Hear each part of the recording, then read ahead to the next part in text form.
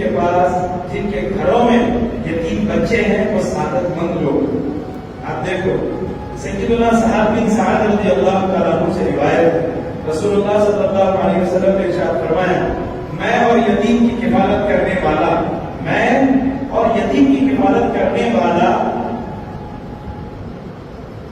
جنت میں اس طرح ہوں گے جیسے یہ دو میرے انگلیاں. یتیم کی کفالت کرنے والا، یتیم بچوں کے سر پر ہاتھ پڑھانے والا، اس کی کفالت کرنے والا، اس کی روزی روٹی کا اپنے اوپر ذمہ لینے والا. اللہ کے رسول کیا فرمائے؟ اپنے انگشت مبارک کو ملائے شہادت کی انگلی اور انگشت مبارک کو ملا کے بولے، اشارہ کر کے فرمایا ایسے، میں اور یہ دونوں ایسے ہو. کتنی بڑی بات ہے. کیا کرا تھا وہ؟ ایک بچے کو سہارا دیا. بس نماز کا بھی، روزہ کا بھی، زکات کا ہے، حج کا ہے، ہمارے صالحہ کہاں ہے نہیں معلوم. فرمایا یتیم کی کفالت میں اور وہ ایسے. اور یہ حدیث بخاری میں موجود ہے. اسی طرح سیدنا عوف بن مالک رضی اللہ تعالیٰ عنہ فرماتے ہیں، خیر میں اس حدیث کو چھوڑ کر آگے بڑھوں گا. سیدنا ابو امامہ ایک اور صحابی فرماتے ہیں، اور یہ حدیث مسند امام احمد میں اور ترمذی میں. کہاں پر؟ مسند امام احمد نے اس کو ذکر کیا. امام احمد نے مسند میں ذکر فرمایا، سیدنا امامہ رضی اللہ تعالیٰ، ابو امامہ رضی اللہ تعالیٰ عنہ سے روایت ہے، رسول اللہ نے ارشاد فرمایا، جو کسی یتیم کے سر پر دست شفقت پھیرے اور صرف اللہ کے لیے پھیرے، اپنی بڑائی کے لیے، ریاکاری کے لیے نہیں، تو اس کے لیے ہر بال کے بدلے، سر پہ جو ہاتھ رکھ دیا اس کے ہر بال کے بدلے جس پر اس کا ہاتھ گزرا ہو نیکیاں ہوں گی. اور میں اور وہ شخص جو کسی یتیم لڑکی یا یتیم لڑکے کے ساتھ حسن سلوک کرے، ہم دونوں جنت میں ایسے ہوں.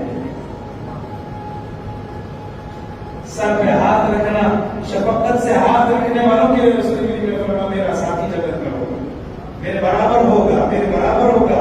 ایک صحاح کی حدیث ہے، رسول کریم علیہ الصلوۃ والسلام فرماتے ہیں، اور صحابی ذکر کر رہے ہیں ابو ہریرہ رضی اللہ تعالیٰ عنہ سے روایت ہے، فرماتے ہیں کہ ایک شخص نے نبی کریم صلی اللہ تعالیٰ علیہ وسلم سے اپنی سندلی کی شکایت کی. میرا دل بہت سخت ہے، سندلی کی شکایت کی. تو حضور پاک علیہ الصلوۃ والسلام نے ارشاد فرمایا، یتیم کے سر پر دست شفقت پھیرو اور مسکین کو کھانا کھلاؤ. جس گھر میں یتیم بچے ہوں گے وہ اگر شفقت کے ساتھ رہتے ہوں گے تو ان کے مقام مرتبے کا کیا اندازہ ہے، کیسے وہ رسول کریم کے قرب میں جوار میں ہوں گے. سیدنا حضرت عبداللہ بن عباس فرماتے ہیں، روایت کرتے ہیں، رسول اللہ صلی اللہ علیہ وسلم نے ارشاد فرمایا، جو کوئی شخص کسی یتیم کو اپنے کھانے اور پینے کے ساتھ شامل کرے تو اللہ تعالیٰ یقیناً اس کے لیے جنت واجب کر دے گا.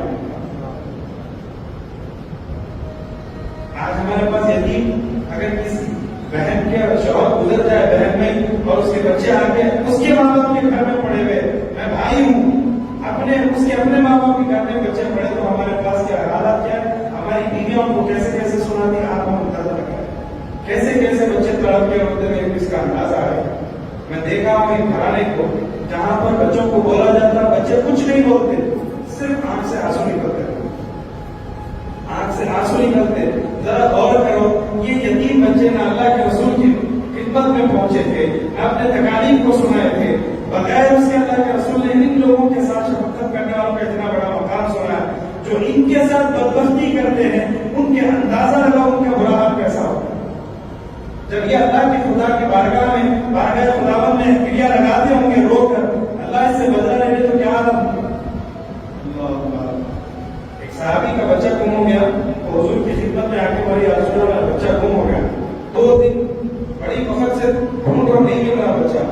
حضور بولے کہ جاؤ فلاں قبیلے میں تمہارا بچہ کھیل رہا، فلاں قبیلے میں تمہارا بچہ کھیل رہا، جاؤ دے لو.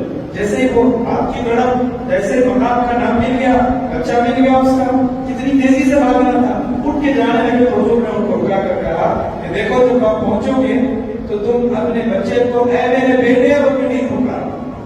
کیا نہیں کرنا؟ اے میرے بیٹے بول کے نہیں پکارنا، اس کو اس کے نام سے پکارنا. فرمایا رسول اللہ وہ تو میرا بیٹا ہے، اس کو بیٹا کہہ کر پکار دوں، یا ابنا، اے میرے بچے، اے میرے پیارے بیٹے، یا